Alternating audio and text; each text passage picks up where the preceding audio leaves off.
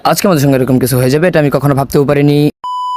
চলো ভিডিওটা শুরু থেকে শুরু করা যাক। আজকে আমি সকাল সকাল ঘুম থেকে উঠে রেডি হয়ে যাচ্ছিলাম প্যারেডের জন্য। আর তোমরা দেখতেই পাচ্ছ আমি ইতিমধ্যে রেডি হয়ে গিয়েছি। আর দেখতে দেখতে আমি উপর থেকে নিচে নেমে গেলাম। আর আমার ফ্রেন্ডেরা তোমরা দেখতেই পাচ্ছ ইতিমধ্যে সকলে রেডি হয়ে যাচ্ছে। আর আমাদের সকালবেলা প্যারেড ছিল। আর তোমরা দেখতে পাচ্ছ ইতিমধ্যে আমরা প্যারেডে চলে আসলাম। আর আমরা সকলে রেডি হয়ে যাচ্ছি প্যারেডের জন্য।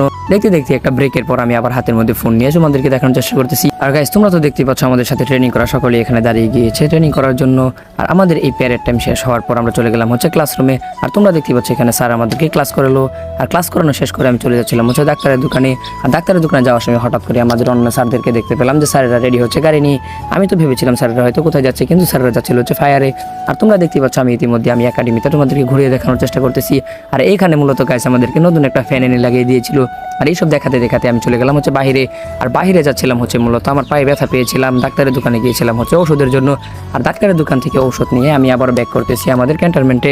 পায়ে ব্যথা পাওয়ার কারণ আমি মূলত দৌড় দিয়ে পড়ে গিয়েছিলাম, এই জন্য পায়ে অনেক ব্যথা পেয়েছিলাম। যার কারণে আমি ডাক্তারের দোকানে গেলাম। দেখতে দেখতে নাজমুল ভাই কল দিয়ে দিল। নাজমুল ভাইয়ের সাথে কিছুক্ষণ কথা বলে আমি আবার চলে গেলাম রাজবাড়ী পুকুর ঘাটে।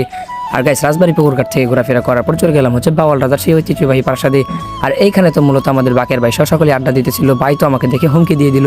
ভাইয়ের সাথে হাত মিলিয়ে আমরা চলে গেলাম রাজবাড়ির ভিতরে। আর গাইস আমরা মূলত প্রতিদিন বিকেলে রাজবাড়িতে আড্ডা দেই।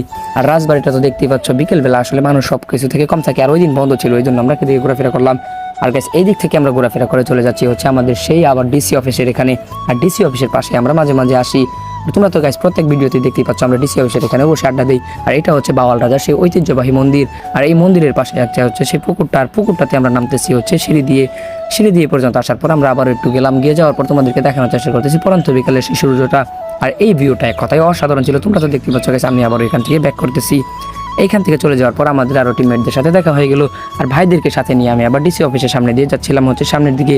কিন্তু ভাইদের দুষ্টুমি দেখতে দেখতে আবার আমরা চলে গেলাম ডিসি অফিসের সামনে দিয়ে চলে যাচ্ছে অন্যদিকে। কিন্তু হঠাৎ করে দেখতে পেলাম যে পুলিশ ভ্যানের মধ্যে অনেক আসামিদেরকে ওঠাচ্ছে। জানি না দেখে কে জন্য গ্রেপ্তার করা হয়েছে। আর এইদিকে তো আমরা দুষ্টুমি করতে করতে চলে যাচ্ছিলাম বাওয়াল রাজবাড়ির সামনে যে রাজবাড়ি মাঠ আছে ওইখানে। আর ডিসি অফিসটাকে তোমাদেরকে আবারও দেখিয়ে আমি রাজবাড়ি তোমাদেরকে দেখানোর চেষ্টা করতেছি। রাজবাড়ি দেখানোর পর আমি আবারও চলে গেলাম ডিসি অফিসের সামনে। আর তোমরা তো গাইস দেখতে পাচ্ছ পহেলা বৈশাখ উপলক্ষে ডিসি অফিসটাকে কত সুন্দর করে সাজানো হয়েছে। গাইস পহেলা বৈশাখ উপলক্ষে বাওয়াল রাজবাড়ি মাঠে অনেক বড় অনুষ্ঠান হতে যাচ্ছে। তোমরা যারা আসতে চাও তোমরা তো আসতে পারো। আর আমি আবার ক্যামেরার সামনে চলে আসলাম একটু কথা বলার জন্য। আর গাইস তোমরা তো দেখতে পাচ্ছ আমি এবং বাকের ভাই সকলেই আমরা ক্যামেরার সামনে এসেছিলাম। আর এবার আমরা ব্যাক করতেছি আমাদের একাডেমিতে। আর একাডেমিতে ব্যাক করার কারণ আমাদের বর্তমানে সময় শেষ হয়ে গিয়েছে বাইরে ঘোরাফেরার। আর এখানে একটা পিচির সঙ্গে দেখা হয়ে গেল। আর পিচিটা নাকি আমার ভিডিও দেখে আমি তো অবাক হয়ে গেলাম যে গাজীপুরের মানুষ আমার ভিডিও দেখে। গাইস এইসব কিছু শেষ করে আমরা চলে যাচ্ছিলাম আমাদের ক্যান্টনমেন্টের দিকে। কিন্তু হঠাৎ করে এখানে দেখতে পেলাম যে বাওয়াল রাজবাড়ির সাথেই মানে যে ডিসি অফিস আছে ডিসি অফিসের সাথেই দেখতে পেলাম যে নতুন কাপলকে তারা ছবি উঠাচ্ছে। তাদের ছবি উঠানো